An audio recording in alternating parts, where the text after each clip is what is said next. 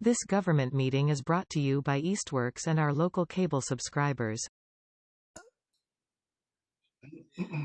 All right, welcome to the Ad Hoc Technology Committee for February 9th, 2022. We have guests from HOC Gas and Electric, and it would be South Hadley Electric as well, represented as Fibersonic.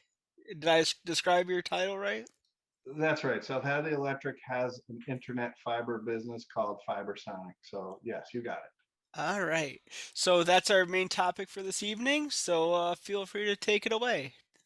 Great. Thank you, Dan.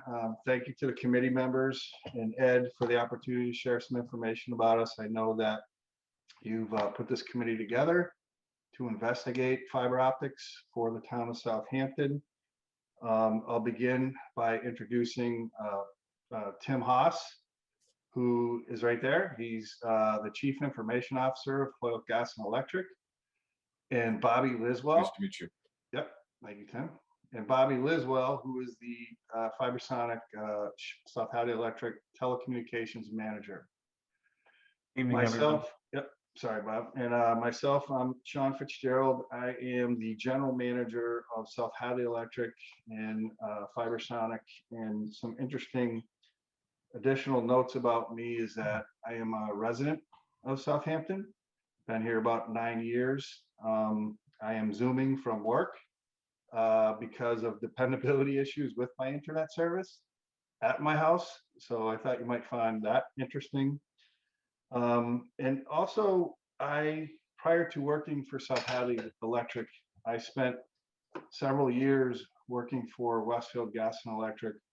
And I was one of the developers of Whip City Fiber and helped launch that project from inception, helped create the business structure that is in place today, and much of the team that's there. Very proud of that project. They're a great project, so happy to talk about that. Dan, do you want to share the presentation, or do you just want me to talk through it? I can share the presentation. Just tell me when you want me to flip slides or whatever. So sure. Just give me a second to get it pulled up. No problem.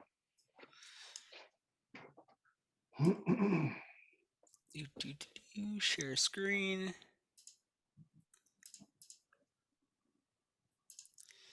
And just the full screen button. Where do they hide that? I bet Megan would know if you want to view it in full screen. In PowerPoint, it's at the top in the ribbon. Oh, slideshow. Maybe that's from beginning. Oh, not that. All right, so maybe this is as big as we get. I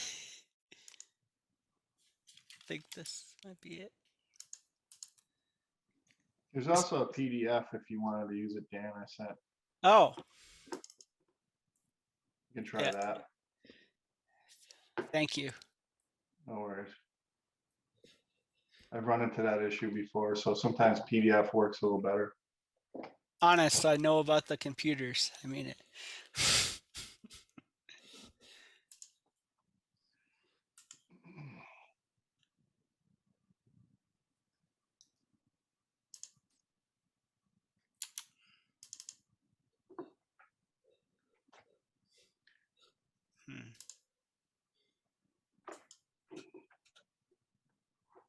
Would it work if I shared my screen, Dan? Oh, yeah, I'm getting there. Okay. Just give me a minute. Oh, no worries.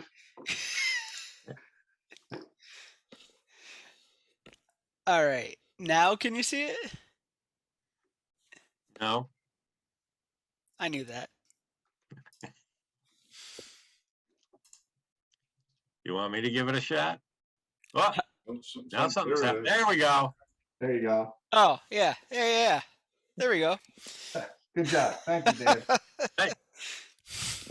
Way to go, Dan. Yeah. So as you can see, South Hadley Electric Light Department and HOC Gas and Electric, we are partners. We offer a unique solution in that we are partners. Hoyle Gas and Electric has been providing fiber services since 1996. South Hadley Electric since 2006. We offer a full 1 gig symmetrical service to all customers in South Hadley, and Hoyle serves several other towns at this time. And we are also now working with Easthampton, as was announced today. You didn't see our name, but we've been working with them for the past year and a half to get them where they are. And we're now working on engineering and design work for them. Hoyle Gas and Electric is a border town to Southampton. We offer fiber connectivity as an extension, similar to what you heard from Westfield. We can basically do the same thing without, large investment, to get initial connectivity and initial fiber launch going. Hoyle Gas and Electric has been providing Southampton residents natural gas since 1986, so they have an established working relationship with Southampton. Next slide, please, Dan. Thank you. This chart really is to help you, get your mind around all the internet service provider things you need to accomplish to be an ISP. I'd say you're right now in the green bubble. You're doing your initial research. And just so you know, South Hadley Electric has been through this entire chart. We've had to make every one of these decisions and investments. We, assessed our risk.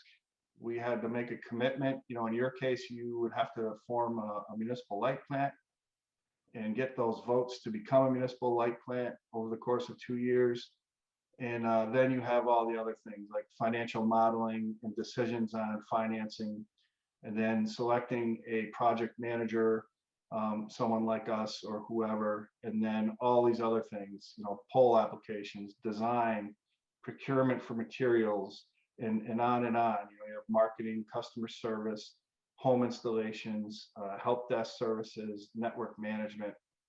So what you get from your internet service provider is all of those blue bubbles, and actually some of the red bubbles as well, that we can assist with. And we've been doing that with the city of Easthampton. We help them through, assessing some of these things, and we're at the design phase with them.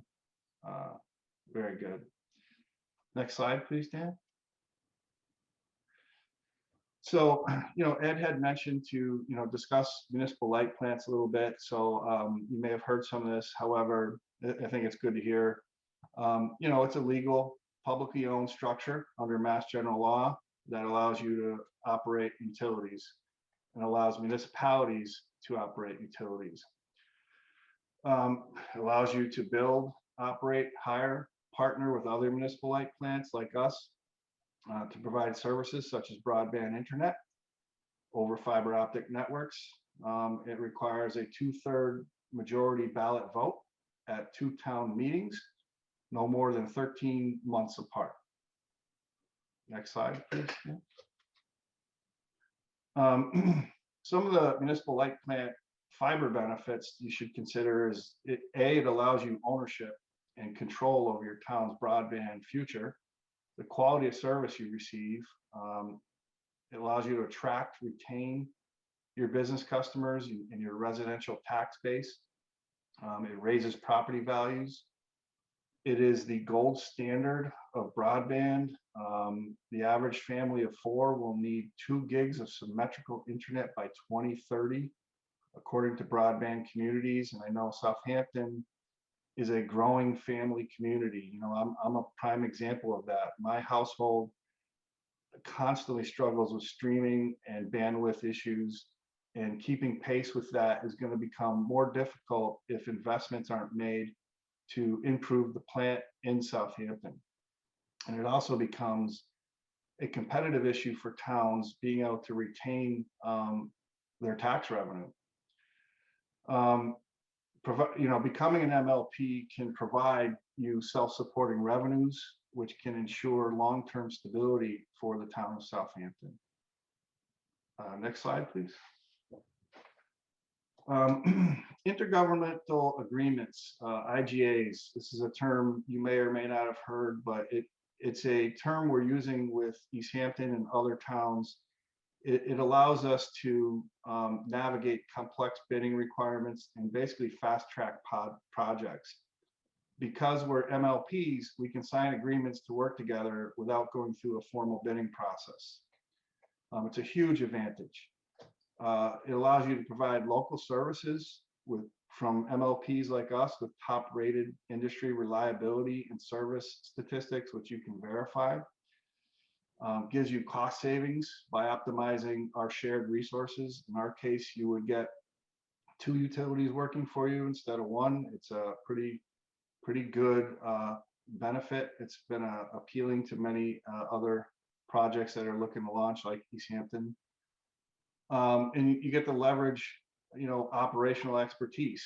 In our case, 114 years of utility experience, construction. We have line crews, personnel, etc.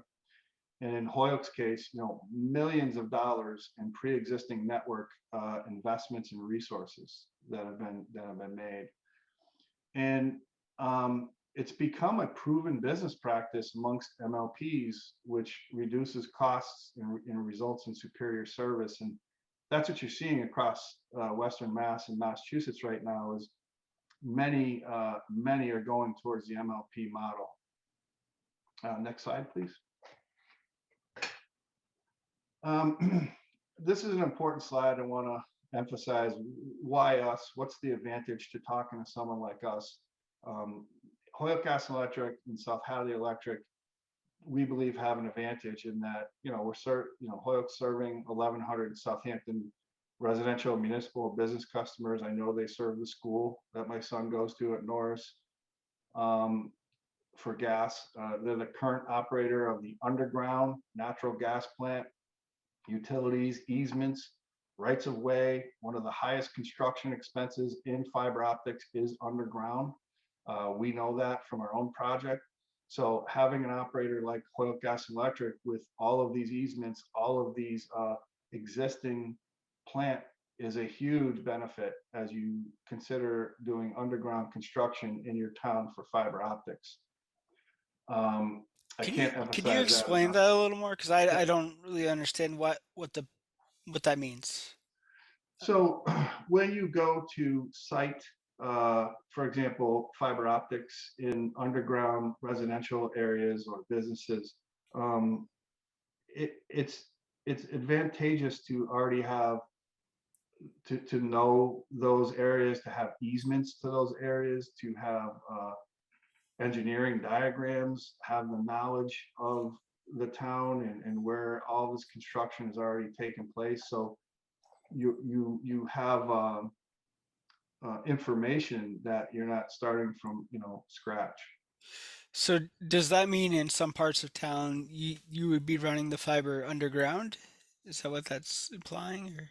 Yeah, similar to what you've already heard is that if you have aerial plant, up in the air, we're going to go aerial. If you have underground plant, we're going to go underground. In my neighborhood, it's all underground, and there's all Holyoke Gas and Electric gas pipes there. So that would have to go underground, but Holyoke Gas and Electric has that knowledge of that neighborhood, and it just creates a little more additional information. And okay. Yeah. Okay, I'm getting it now. So yeah, it matches where the parts of town that have underground piping and wiring. That's where the fiber would be underground. Otherwise, it would be attached to the telephone poles, right? Exactly. Yep. Okay. You got it. Yep. Okay. Thank you. Yep. No worries. And we have expertise in the process of becoming a municipal light plant. We can assist. We can help a town like Southampton, become a municipal light plant.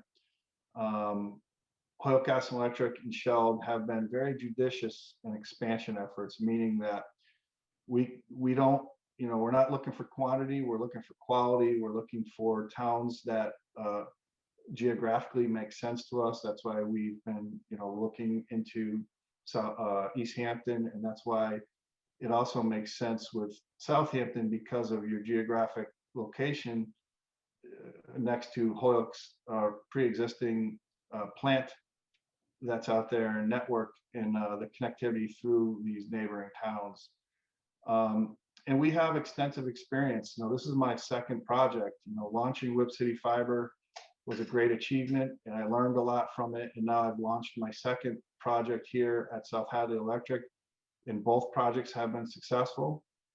And Holyoke Gas and Electric has had numerous project management experiences, and Tim's going to talk about that in a minute. Yeah, so next slide, please. So Tim, I'm going to let you take it away here. Sure. Thanks, Sean. Yeah. What you're looking at here is really just a circle representation of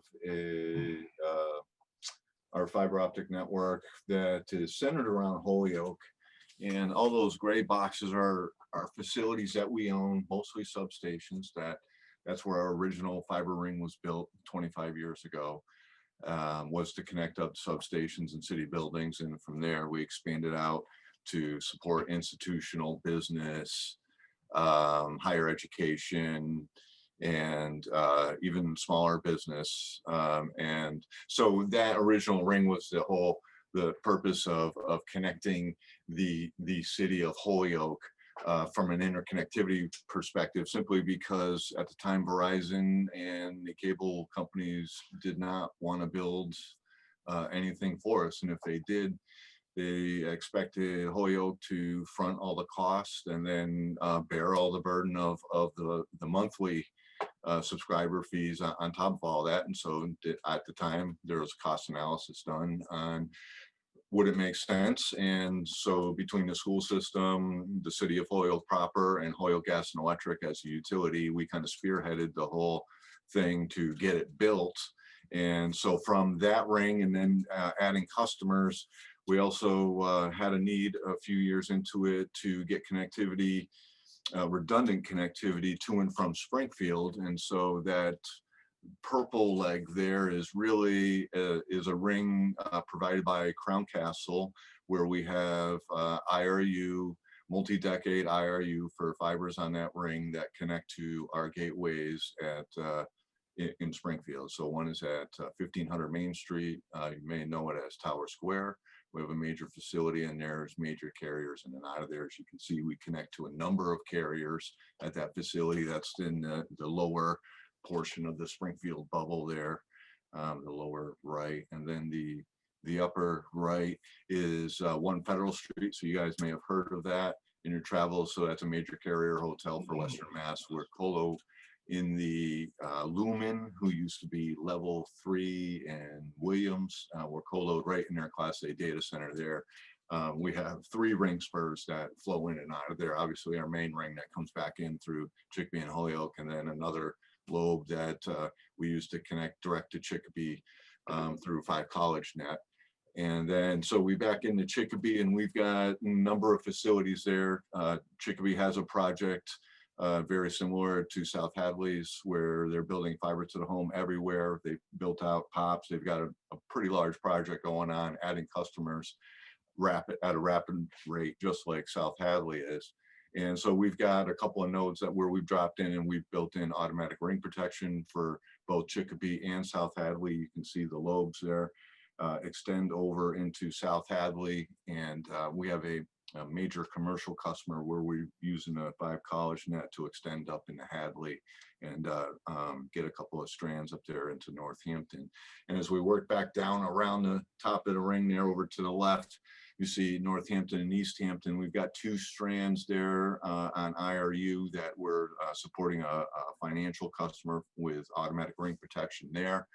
As Sean mentioned, the town of Easthampton is working with us, and we're going to be dropping an internet connection into town hall as a start, just to get internet service in. And the town is looking to move their network away from the school's network, because our understanding is they're combined. And so Bob Wiswell is helping them kind of work through all of that.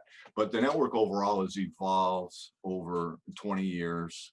We started out at it was what was called OC3, so 155 megabits, and then moved to gigabit. And around 2014, we moved to 10 gigabit throughout. And over the last 2 years, we've been migrating to 100 gigabit, and we've lit up over the last couple of months our first couple of 100 gig links. And we anticipate that to just roll on through the next 24 months. So whoever thought years ago we'd be talking about 100 gig, and that's really that's what we need to satisfy the need. And of course we're happy to do it. Those are good issues to have and manage with. But in general, that's the network overall. I don't know if there's any questions. You know, we're fully redundant. We have our own IP address space. We do IPv4 and IPv6. Up there over to the right where our providers are, we install blanket DDoS. So if you guys have ever heard of distributed denial of service attacks, they can cripple ISPs and cripple an entire networks in an instant. We have an umbrella threat prevention system that's active and thwarts and mitigates real-time internet attacks. So we call that an umbrella protection because every connection that we put into an internet provider, we also put in a threat defense appliance. So every customer that's connected to HG&E's internet service is protected by that threat umbrella system. And it's particularly important for school systems and town administrations, because over the past year and a half to 2 years, they've been major targets of ransomware. And some of the ways these things begin is with infected machines on the inside launching out to botnets that in turn launch high volume attacks on the unsuspecting victims. So these threat defense systems can't be underestimated. They sit there in the dark and they don't, no one sees them, but it's really important to talk about those types of things when you're talking about doing business with a particular internet service provider. Is there any questions on the network or how we're constructed or how we do things?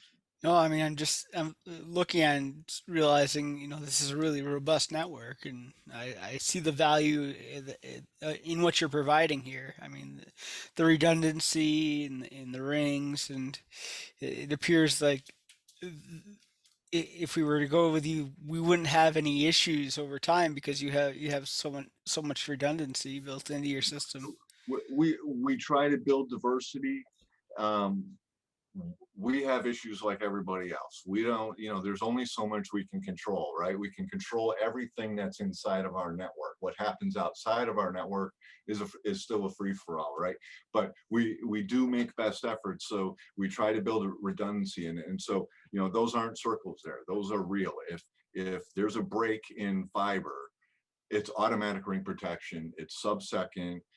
You might see a little blip in the video stream, or you might hear some clipping in your phone call. That's the failover working, right? Like much like they're doing with electricity now and reclosure systems where they're feeding neighborhoods with 2 feeds. You get a blip in the lights, right? Oh, what was that? Oh, it used to be an outage, right? That flicker of lights was the precursor to, oh, the lights are going out. But now it's the switch over and the failover happening. It's very similar with how internet networks should be constructed, in my opinion. We also use all carrier grade equipment. So from the likes of Juniper Networks, Cisco systems, that's all we use in our IP routing environment. Sienna for our carrier Ethernet transport. So all of our nodes back into the network are all Sienna transport, and then our access nodes are either Calix or Nokia. It's all top of the line equipment. We spend a tremendous amount of money on training, on staffing, on personnel, and depth of knowledge and experience. It's very important to us that we have a deep bench that understands what's going on in this network.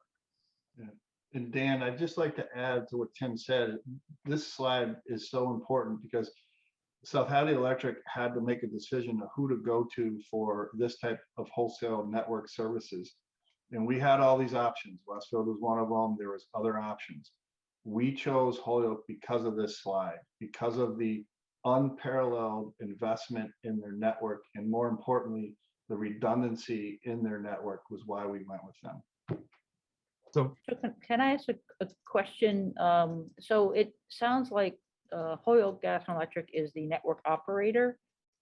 Right. And can you explain a little bit then where South Hadley comes into? Are you considered the internet service provider that you're dealing directly with the towns or with customers, or like how does that actually work? So it sounds like what he just said makes total sense in terms of network operations, but Sure. is Holyoke Gas and Electric the actual internet service provider? How does that look? What does that look like? Tim, do you want to answer or do you want me to answer? I mean, it's really it's a complete partnership between Shell and HG&E. So I can see where there's like a little blurry line, but there is a very distinct line in our operations. Yes, HG&E is the upstream ISP and network operator. So whatever equipment you install in Southampton will be monitored by our central monitoring system. And what will happen though is Shell is really, South Hadley is really the construction experts. They have expertise in fiber network building that is far beyond here at HG&E. Most of our fiber build in Holyoke we've done through contractors. We have an outside plant supervisor on staff, but all of our fiber building happens through third-party contractors. Where it's different with Shell in the respect that all of that stuff is really in-house. They have contractors actually come and do the work, but they manage the entire process from a network build perspective. They're also very good at installing customers, turning up customers, and being that customer support and frontline support. So Shell will be the ISP of record from the town subscriber perspective. Your bill will say Fibersonic on it. You will call and they will say, this is Fibersonic. Then in turn, South Hadley will contract with HG&E for internet service, network operator, network management, dispatch services, and we'll work hand in hand on if it becomes larger than one customer or a few customers, maybe it's a larger network issue. So we need to get higher levels of escalation and expertise involved. Does that help clarify the? Yes, it does. Thank you. Right. Yeah, that was partially one of the questions that I had was, is any of this network, any substantial part of this network leased from other companies, Windstream or other folks, that, Crown Castle that actually own the fiber and you guys are leasing it, or whether you guys have done the construction, either, trenched your own fiber or hung it on poles. Outside of Holyoke, we generally don't lease that much fiber. We don't, we prefer to use IRUs over multiple decades. So inside city limits, Holyoke, we own everything. We own the poles, we own all the fiber, we own all the substations, we own all that, we own everything. Yeah. Outside of city limits, so if you look at the Springfield bubble, for example, that's Crown Castle fiber around that ring. And we have a multi-decade IRU with Crown Castle for 2 fibers around that ring. So basically, and as part of an arrangement, a master services agreement that we have with Crown Castle, because we supply them with 72 strands of fiber border to border in Holyoke. So as part of that deal, we were able to secure 2 strands around their ring for a very long time. To answer your question, we don't really like to lease or even take lit circuits. So this is all dark fiber here. The 5 College Net is a similar type of arrangement that Chicopee made with 5 College Net for carrying 5 College Net fibers through the city of Chicopee. So they have strands up to 1 federal. Chicopee, through our partnership, allows us to use those fibers to light up their 100 gig feed into Chicopee. So it's really about partnerships and managing dark fiber assets that we have access to within the region, and try to stay away from short-term lease agreements and or lit services. We like to light everything ourselves. So everything hanging off of all this stuff, like the two big locations in Springfield, those are places we pay thousands of dollars a month to lease rooms or large amounts of space in those facilities to get the Class A power, the backup generator, the diverse power entrances, the diverse fiber entrances, all those key things that you need to make it real, but we don't own the building, right? So, but outside of the city limits of Holyoke, that's what we have to manage. So, and Chicopee is a very similar thing. South Hadley is a very similar thing, where they've got network locations, hardened network locations that they've built out. So they allow us access in to drop our equipment in, build our transport infrastructure in and out of there, using their fiber infrastructure, build fiber where we need to. So for example, to complete the loop in South Hadley, we had to build a span across the Route 116 bridge from Holyoke into South Hadley so we could complete their ring. That was about a 1.5-year process. Bob Liswell spearheaded that whole thing, got it done, and ring protection was built into South Hadley. So that's really how we approach things. And when we look at Southampton, we've got a number of areas that we can kind of slice and dice of how we feed Southampton off of our network. So we've already got existing fiber down the county road. We've already got existing fiber down in the Rock Valley. There's an opportunity we have with Easthampton, maybe ring protect out through that side and through the north, through Northampton and back down in the north side of Holyoke. There's a lot of opportunity with existing resources and where our current assets are to help Southampton. Did that answer your question? It did. Yes, thank you. I just have a follow-up question. For the IRUs, are you, I don't know much about about IRUs and unrestricted use of fiber, dark fiber, but is there any type of limitation of how many, like how long you get to do this for, or are there agreements in place? Yes, there are agreements in place. So we have a 20-year, and we're coming close to the end of it, and then basically their renewal every decade. And the fiber assets aren't going anywhere. There, as a matter of fact, Crown Castle, for the 72 strands that we carry through Holyoke now, they're over 3/4 loaded, and they keep ordering more fiber. So those assets and the companies have turned over 3 times. It was originally FiberTech, then went Sedera, and then Crown Castle, and those agreements have carried through those acquisitions. Wow. Yeah, I was just trying to think if there was any risk in the way that this is built out with that regard. Understood. And so I'm glad you brought that up, because if you look in Springfield, there's really the 5 college net that comes out of there, right? So we're not reliant on a single carrier coming out of Springfield, even though we're lighting the fiber ourselves. We've got different paths and different fiber providers feeding us in and out of our gateways and back into our network. I like that you mentioned that in this picture, I can see how you could loop through Southampton. So we have that redundancy as well. I mean, Certainly. I see it as an advantage that you offer.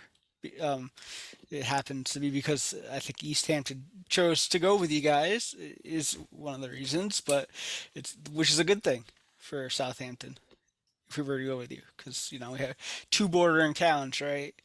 So Right, exactly. Makes it from a logistical perspective, it's much easier than, for example, the hill towns, because with the hill towns, the final destination generally is one federal street. Well, how do you get there? Well, it's either MBI or Verizon or one of these. And so the hill towns have to contend with dealing with thousands of dollars a month in recurring lease fees to get the lit services from Springfield up into their town. So this is certainly an advantage that Southampton has over others that are just even a little further out than you. Right.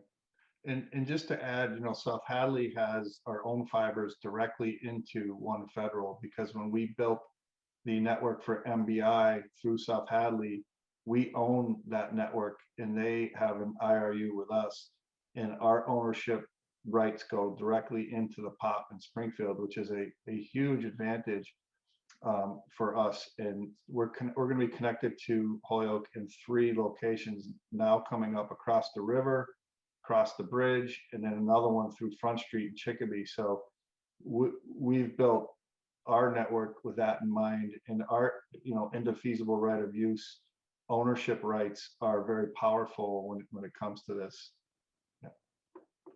Question. We have fiber in town already. I'm not sure. I think it's NBI or. It's MBI. Yeah, and we're linked into the town hall, and I think there's a couple of. I'm not sure if they're hooked up yet or not, but the fire department, possibly the police department. I don't think the school, Kim, but. There's fiber in the school that's MBI, but we're not using it. Yeah, and we never did at town hall either. Anything that could be done with that?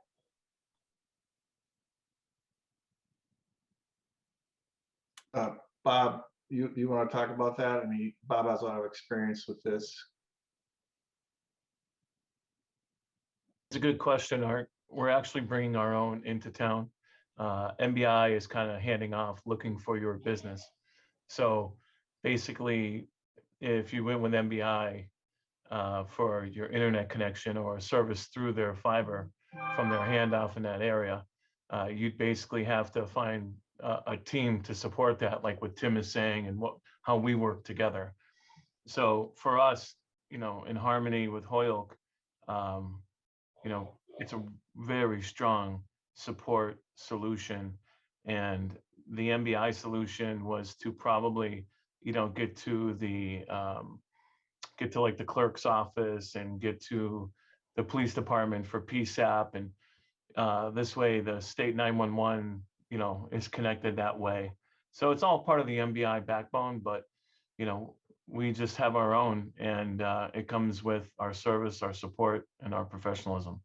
Yeah, I have approached that question, with regard to MBI directly. When we were building out Leverett, MBI had come through the main drag in town and attached. And so they had done all the make ready, and Leverett came through about a year and a half later or whatever and wanted to attach like 9 miles in the same location. So they went to MBI and said, hey, can we use some of your fiber, or can we lash to your fiber, or can we do something where if we maintain the fiber for that 9 miles that we're overlapping? And there was absolutely no where there's no fiber sharing, there's no overlashing.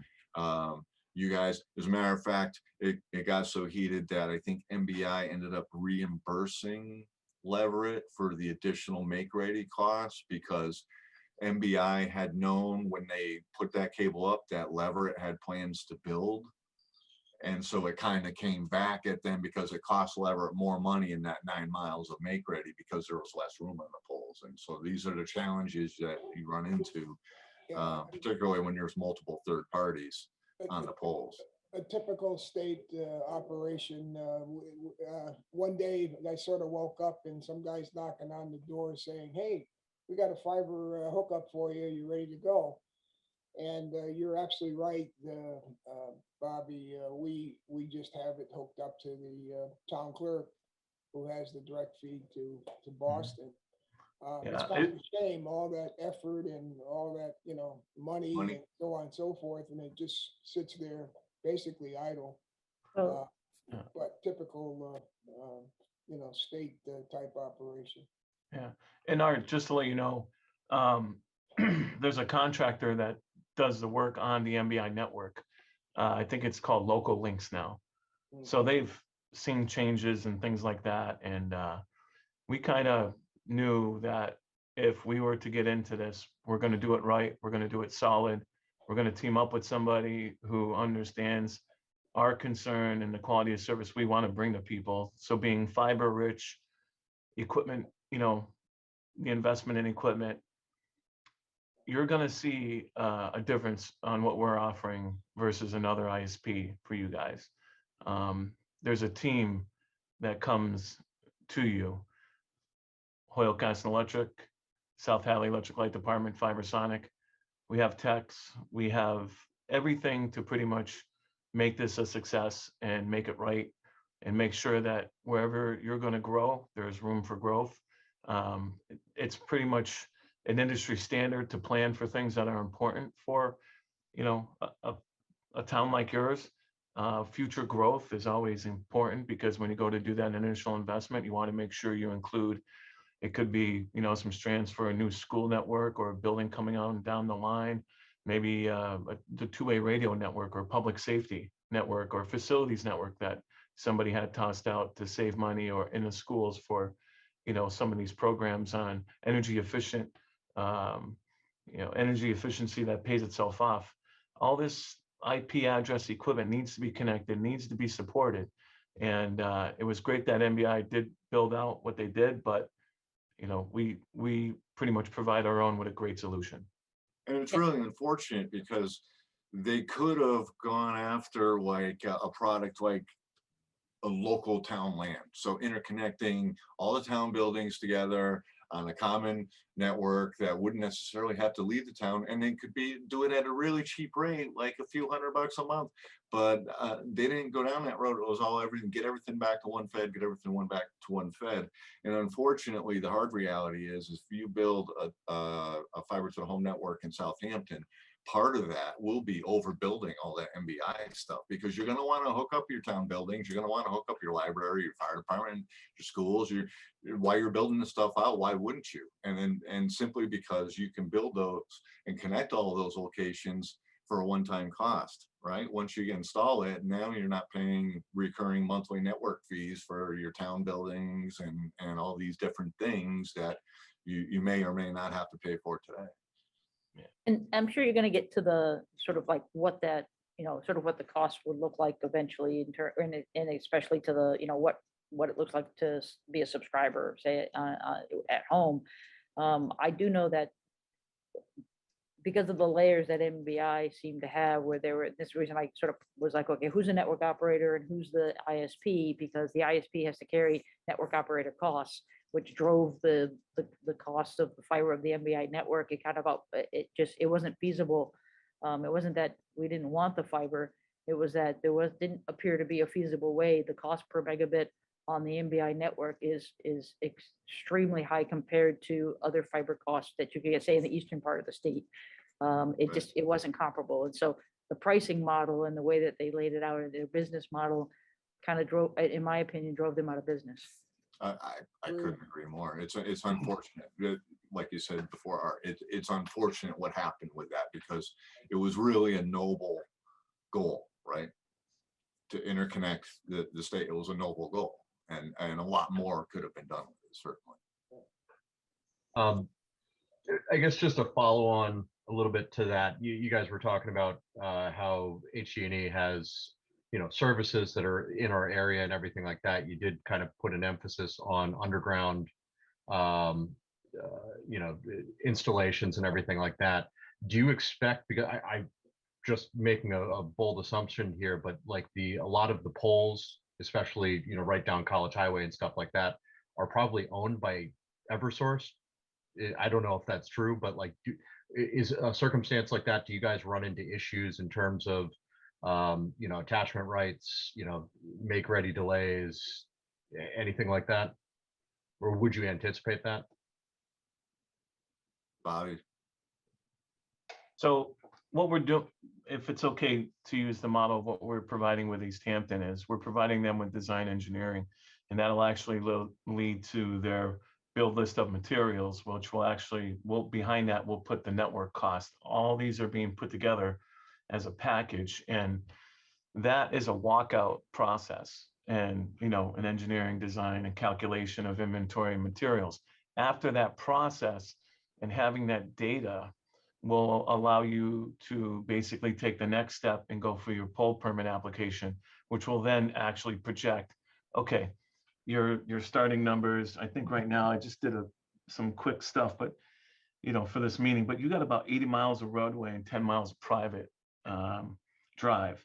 So it's similar to Easthampton, and that's why with them, we're going to start out with a walkout design so we can start putting hard numbers behind it. Because once you start getting into pole applications, it could be millions of dollars, because the pole could need to be changed because the age of the pole, it could be rotted, or there's not enough room for straining it up there and run your cable plant.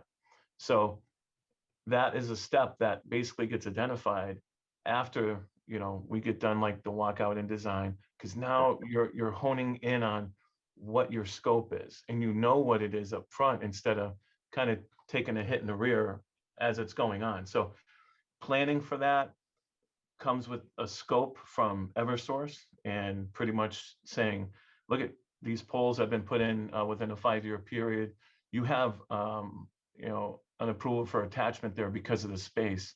But on these poles, they're still, 40 years old and they all need to be changed out. So, you could see a fee of a couple $100 all the way to, over $1,000. So, if you're being told, for example, it was 500 last year and a provider went in before the MLP, well, guess what? Now that MLP has to pay probably about $700 or $800 because now a new pole has to be installed. So there's steps to it. And what you want to do is make sure that when you have your package put together ahead of time, you go out for pricing, you go out and find out, hey, how long is the material going to take to get into our town? The ISP that we're going to start working with, what do they have for stock? Can we get commercial customers going earlier than later? Point-to-point connections. So there's a very big benefit to going out and getting that design and engineering first than just saying, hey, you can put your pilot together once you have that, what it's going to be.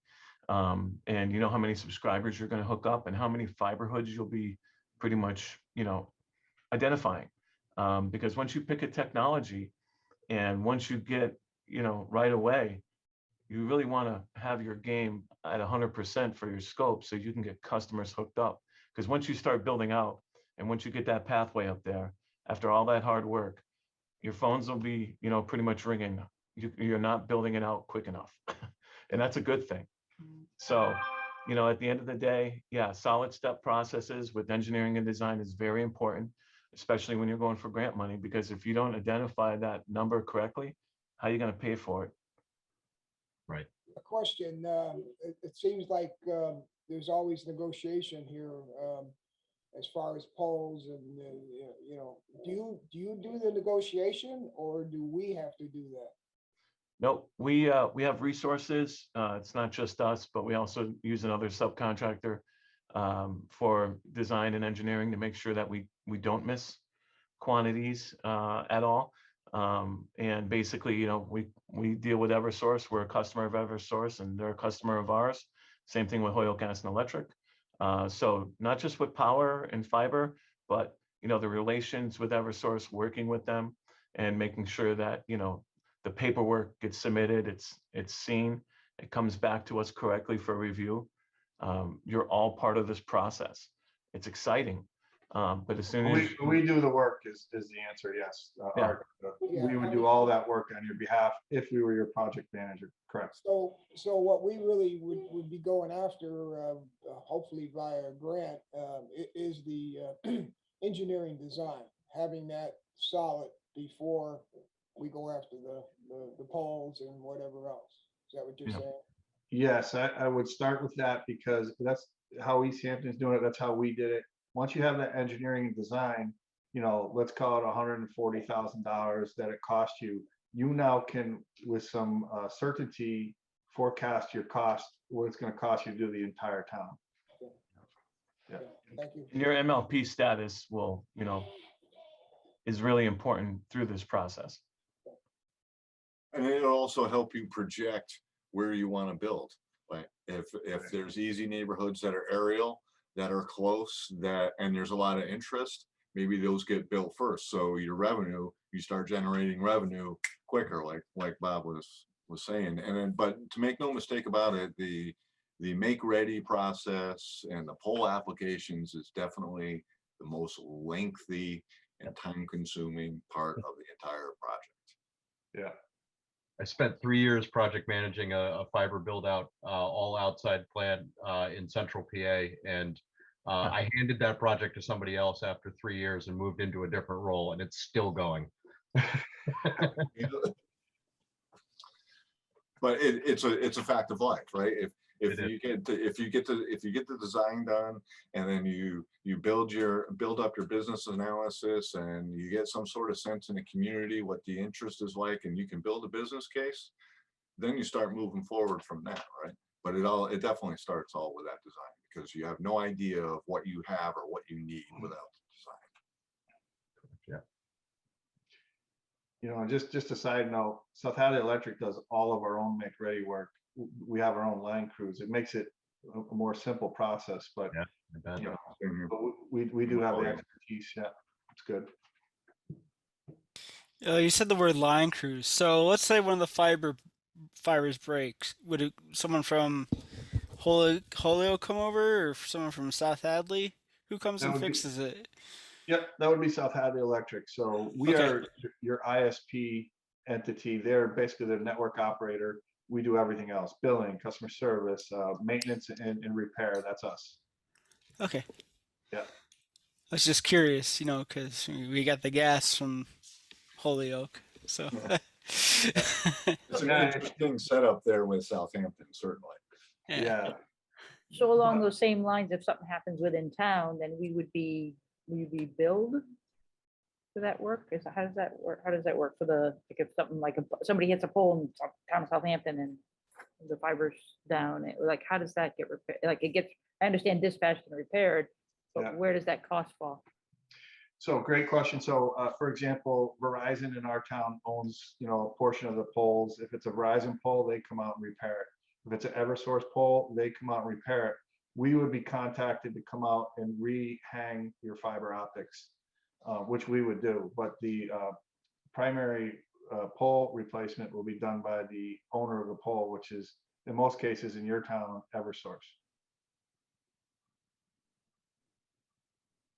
Interesting you bring that up though with pole hits, because we've seen a lot of them, right? Between Sean, Bob, and I, we have seen a lot of pole hits over decades of time.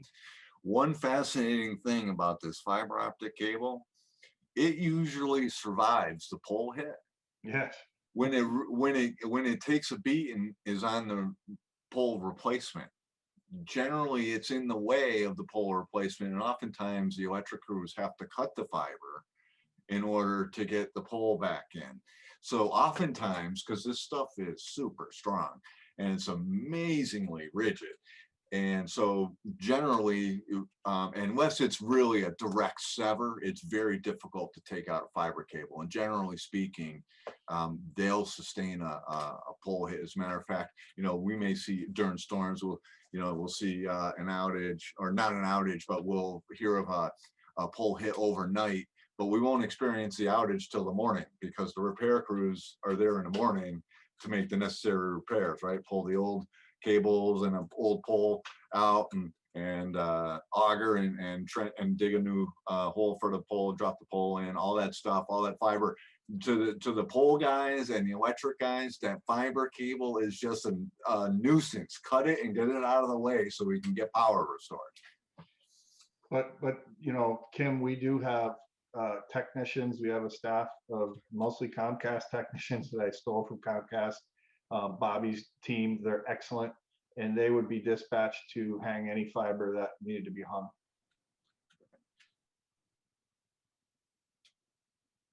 In those situations, and I just want to paint some reality here. In those situations, it's a pecking order, right? So it's the electric service, and then the phone company. There's a pecking order on how this stuff gets repaired. So generally, crews are there, fiber crews are on site pretty quick, but oftentimes they'll have to wait for others to do their work in order for them to complete theirs. Yeah.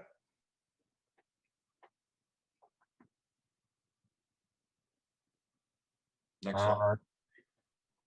Just a question, and maybe I'm getting ahead of things, but I was curious about your knock operations and such. Like, is that in-house? Do you guys outsource that to a separate group? No, 100% Holyoke Gas and Electric. Our knock is down at 1 Canal Street in Holyoke. Okay. And it's 24/7. We're on like sub-minute response. Everybody's got full remote access. I'd say 90% of our workforce is within 25 minutes of the network in general. Gotcha. Okay. David, the only addition to that is for the customer who has in-home issues, we do have a vendor that who is outstanding, that is a subcontractor in Integrity. When I was in Westfield, I wasn't real happy with the provider that we had. We went out, researched, we hired this company, Integrity. They're amazing. They'll at times spend 45 minutes on the phone with a customer, just helping them get through a printer problem. That's not even, you know, our issue, but they'll take the time to work on that customer's issue. And they're also, you know, we use Calyx gear, and they're all network or Calyx certified techs. They get trained on Calyx, and 90%, even I'd say higher, are all resolved by this help desk. And we monitor their performance, we monitor their stats, their queue times, their response times, and their resolutions. And anytime a ticket comes in, each of us get it on our phone, so we see it in real time. Gotcha. Thank you. Yeah. Dave, if I could add, and the whole group, you know, we would love to have you come down, look at our operations, our streaming device center, our inventory, how we roll the culture out to subscribers. We're also providing phone service. We are becoming a CLEC in Massachusetts, hopefully by July 1st, if our paperwork gets in and, you know, and reviewed in a timely fashion that's out on the state side. So open door to everybody who's on this committee to come out and visit us. So just so you know, the invite's there. I bet everybody else knows, but what's a CLEC? So basically, we are a phone company like Verizon. So we're a competitive local exchange carrier for phone service. We can hand off a plain old telephone line to the home. We found that to be a big benefit here in South Hadley. We actually, I think, kind of underestimated it. It was on our project plan in the 5-year build to do it the third year, and we actually did it right after our first year. Oh, wow. So you'd be able to offer that type of phone as well. Yes. Yes. Yep, we have it. Go ahead, Sean. Oh, no, go ahead. You got it. We have it on our website now. So you can see the unlimited package and the basic package. It's very affordable. It's, and in most cases for residents, it's probably half the cost in Verizon. Even though we live in a cellular, you know, technology world right now, that home phone is pretty important for people who have alarms, who rely on a landline and things like that. And, you know, just real briefly, so we can get into the next slide or any other questions, we can white label this to the MLP in Southampton. So, you know, even though the billing's going out there and everything else, it can be whatever, if it becomes southampton.net, just like Leverett or Shutesbury or Easthampton, we can white label the bills, the training, all that under whatever the MLP decides to name itself or the program. So just letting you know, we want to come with options. We want to make sure that we're satisfying your business plan as you guys develop it. So are there any more questions on this slide from our team? Spending quite a bit of time on that slide. Yeah. All right. How about we move on to the next one? Maybe.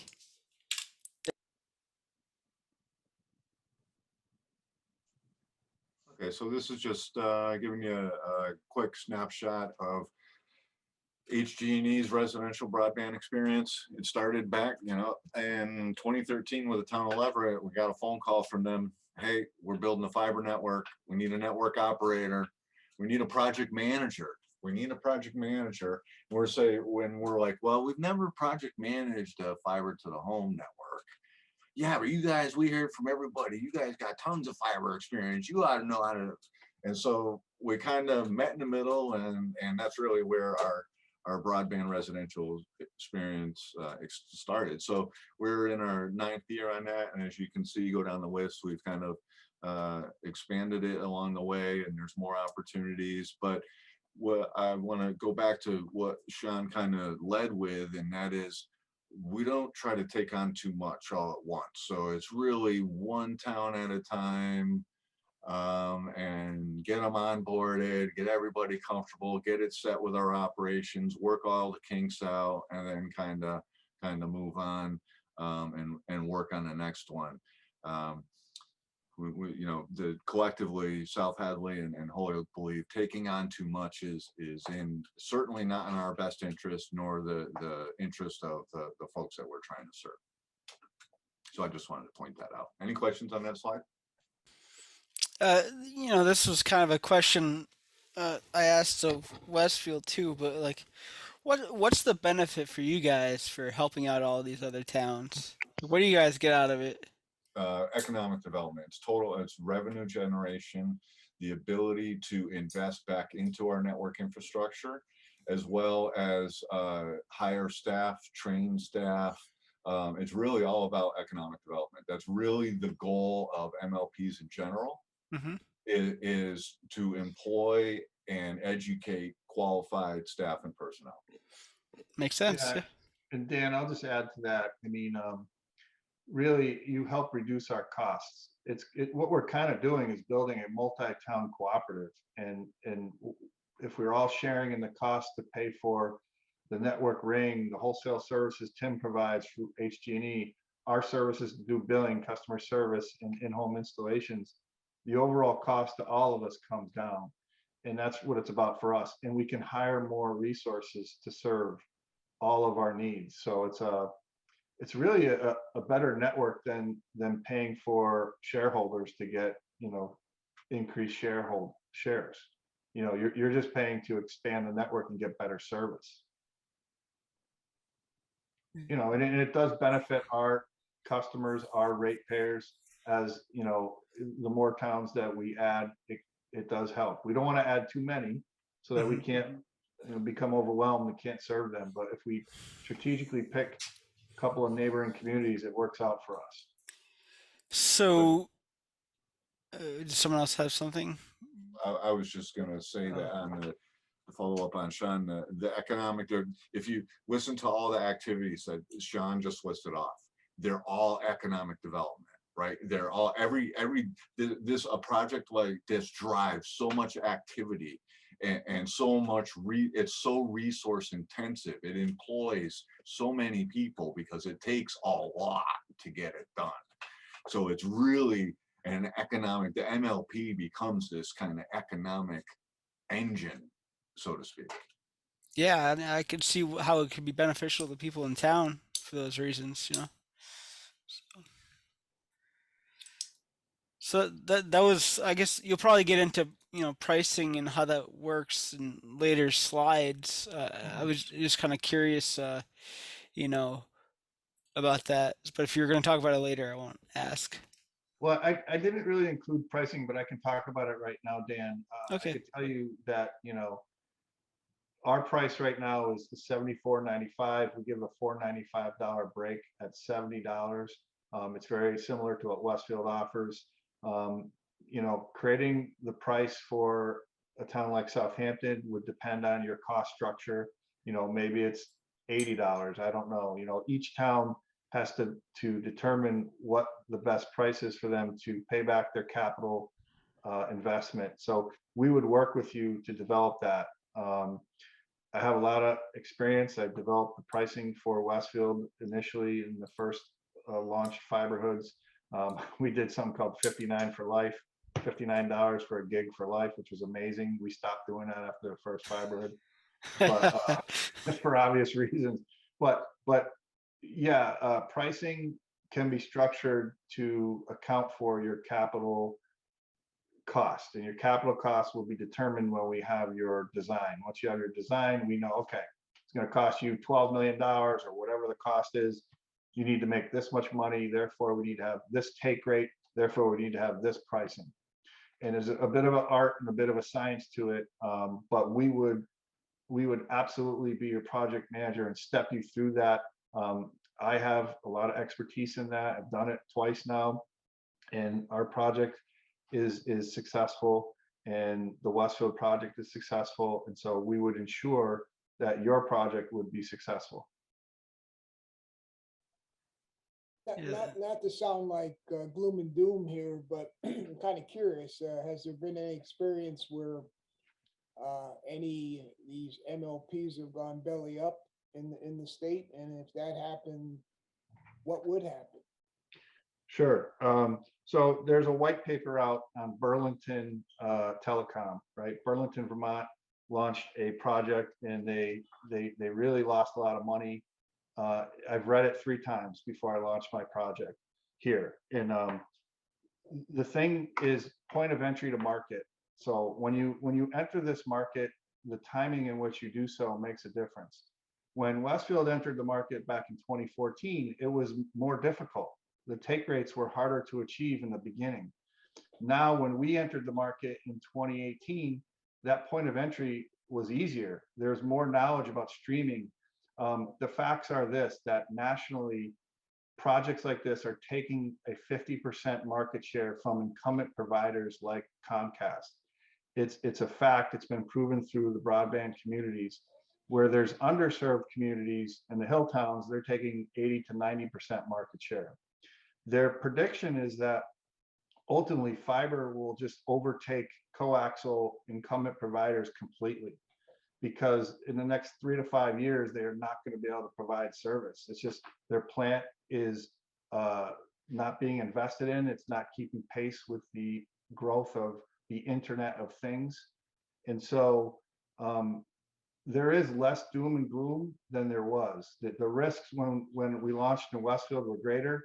The risks when we launched 3 years ago were there, but they're not as great. And now I would tell you, as we are approaching a 50% take rate in just 2 years, that our business plans, most of them are set to 30%, right? So if you're earning 50%, you're going to pay back that capital in a shorter window than you originally planned.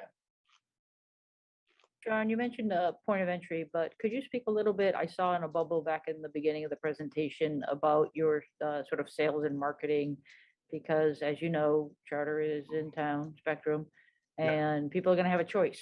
And so I think that is a hurdle, that is it's a reality, and people have to understand. Again, they do understand about streaming and working at home and doing school from home surely brought to light some of the struggles with home internet service, but the choice to pay a little bit more and what you're getting and how you handle that marketing and outreach. Yeah, great question. This is something that I pride myself in. My degree is in marketing. The staff that I hired has a marketing background. I have a marketing manager. In Westfield, we initially utilized a marketing agency that helped them get off the ground. I didn't use them here because the cost was great, but it's the marketing is important. You have to do grassroots community marketing. You have to have yard signs. You have to have email campaigns. You have to have social media campaigns. You have to have direct mail campaigns. But I will tell you that, believe it or not, it's not a huge challenge to sell this product. People are begging us to come to their neighborhood. And so there's this huge pent up demand for fiber optic internet bandwidth. And we find ourselves dealing with, we just can't build it fast enough. And so it's a great marketing problem to have. And the only problem that we have that's really important to understand is that this is target marketing at its best, because you can't do global marketing with TV ads when you're not everywhere. You're in small pockets. So if you're doing global advertising, people get frustrated, right? Because well, you're advertising, but you're not here. So you have to really get good at this guerrilla grassroots target marketing, which we've perfected, and our take rates show that. The Spry Point services that Westfield uses and we use here, which I worked on the development of with Spry Point at Westfield, is a great tool. It works on interest in fiber hoods, and it collects the interest per fiber hood, and that dictates where you go to construct next. And that's another great marketing technique to draw interest. Hopefully that answers your question. Yes, thanks.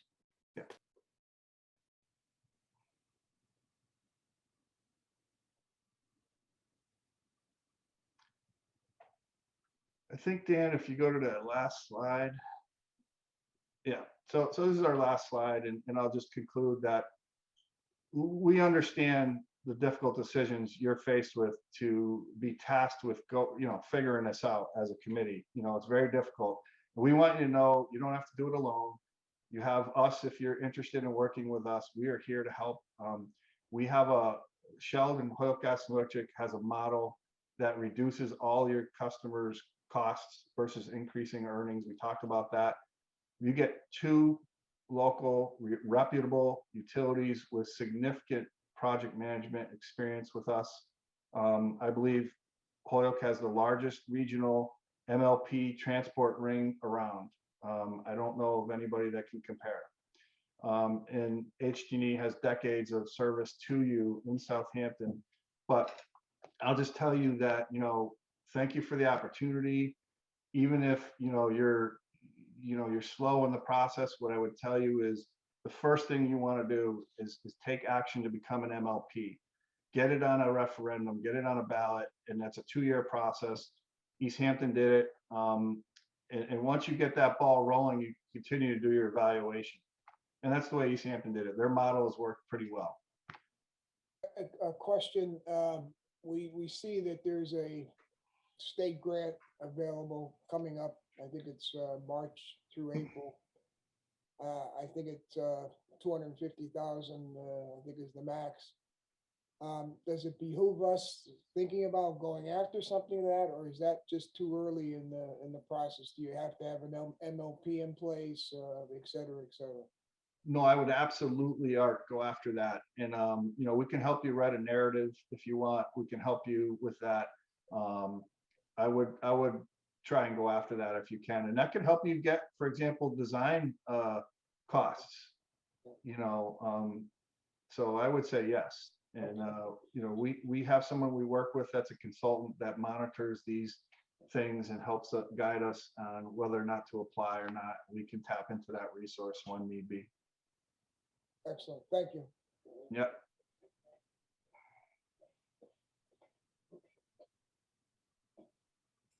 All right. Does anybody have any other questions at this point in time? If not, we want to thank you all very much for speaking tonight with us. Thank you, and I think we'll excuse you from the rest of the meeting. That's okay. Yeah, Sean, Bobby, and Tim, thanks so much for taking the time to come out and enlighten us as to what a partnership with you may look like. So thank you. Thank you for Great. your time. Thank you, Ed. Thank you. Appreciate it. Thank you to the committee. Thank you, everyone. Yep, thanks. Great meeting you all. Take care. Have a great night. You too. You too. Yeah.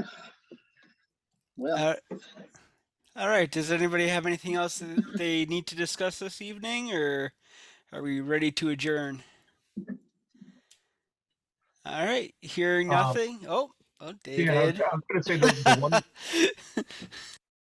the one thing we had thrown out, I think at our last meeting, if we have time and wanted to run through the document that Art had put together, that I added, Right. Yeah. just for the tech support, those overall requirements. I'd be happy to run through that with Art and see if there's any additions or anything else that we want to throw in there. Yeah, let's do it. Or we can save it for a rainy day. I'm not pushing this on anyone.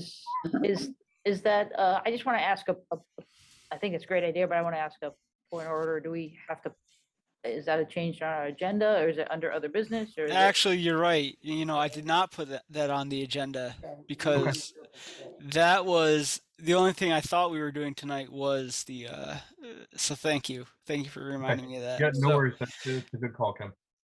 All right, rainy day it is. So All right. next time we'll meet, we'll run through that. Yeah. Just a quick comment. I don't know about the rest of you, but I was pretty impressed tonight, and especially getting in bed with Holyoke Gas and Electric. having lived in Holyoke for 30 years, Holyoke has all sorts of problems, but fiber is not one of them. And then they just, you know, are incredible that they got this way back when. I remember I was living there when they first started, and they have a president of the HG&E, Mr. Lavelle. I have to say he's a UMass guy, good electrical engineer, and very impressive what HG&E has done.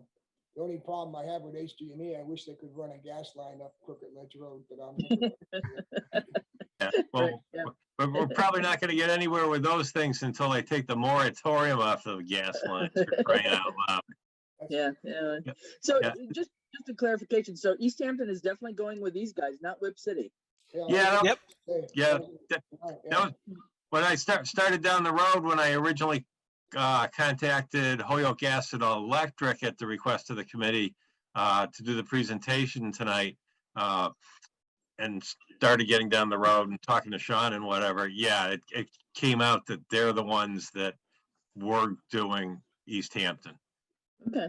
Yeah, Yeah. I guess I left the meeting last week with the assumption that Whip City was pulling on Easthampton, but I don't know why I got that, but okay. They said they talked to him, but yeah. And I guess it just was announced officially today. So Yeah. Oh, really? Okay. Yeah. Oh, okay.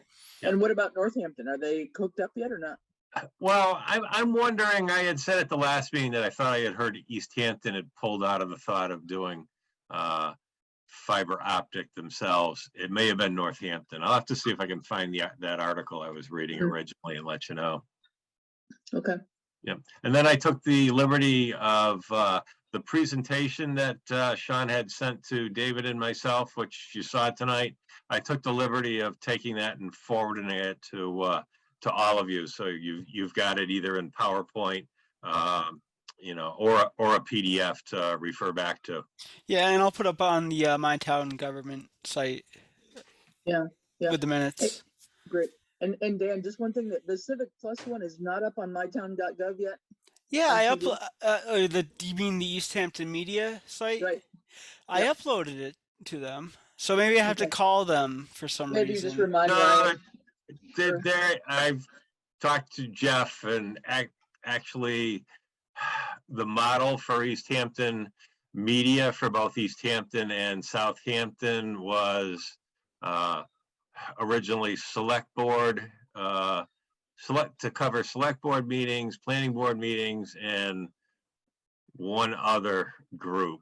And what they have found, especially because of COVID, is that all of a sudden now there's this demand from all these other committees, and even if they're not broadcasting them or whatever, to get all that information uploaded and then into their system and posted. It's taking a great deal more time than they ever anticipated. So I'm sure that's the issue. Yeah. Okay. Okay. A couple times I've had to just remind Ryan to look for it because he may, you know, with so much coming in, he may not realize that it's there in their queue somewhere. But, yeah.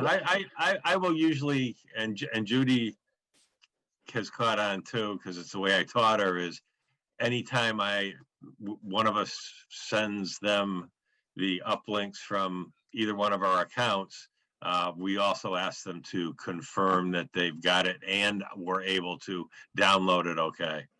Yeah. Okay. So just to clarify, like, what are our next steps? Like, are we convening again? Where are we gonna, I mean, are we gonna do some stuff in parallel where we It sounds meet like with this, what is it? The Committee on Efficiencies, we said we might want to meet with them to bring them in because there's some financial potentials here. I forget the name of the committee again, but anyway, but I didn't know, like, are we doing, maybe there's several tasks we could do in parallel. The grant is one of them, potentially. We've got to keep a lookout on the grant when that's announced. I haven't seen it come up yet in terms of opening. So I think It's supposed to open March 15th. So Right. I would probably expect that they will announce it somewhere around February 15th or 16th. Yeah. About a usually month put out- ahead of they- time. they usually put out an information thing just to say this is coming up, and take a look at what it's going to require for applications, etc. So Yeah. I'll keep an eye out on it too. But if they can do a whole lot of the technical writing for it, that would be wonderful. Oh, that's fantastic. It sounds like a great grant coming out on the Ides of March, but that's. Yeah. And again, I mean, if it sounds like, we would have to, I mean, does this committee then officially have to recommend and vote to move forward to the select board? I mean, I'm not quite sure how we navigate the next steps. I would say so. That's what we've done with everything else, right? We're kind of an advisory committee to the select board. So Because the other thing this committee may want to do is it looks like for the ARPA funds that the approving body for any of the ARPA funds to be used as a select board. It looks like the select board will probably be going through the process of actually making an application for any funds to be used through ARPA for any departments or committees or even outside organizations.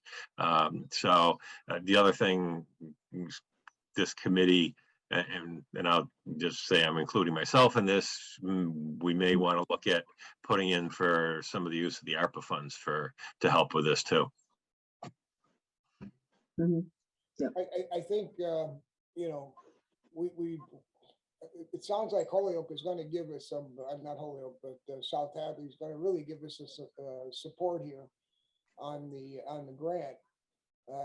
We just can't let that go by. So, I would certainly get that on the agenda for a future meeting, Dan, just so that we find out who this person is and start feeding whatever information they need and just get this thing up, just like we did for the cybersecurity grant.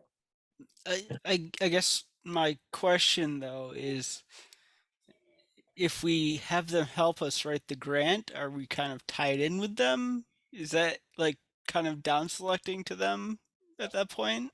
Well, I would hope it would be similar to the group in Connecticut that we did the cybersecurity with, right? There was no guarantees there either. Right, exactly.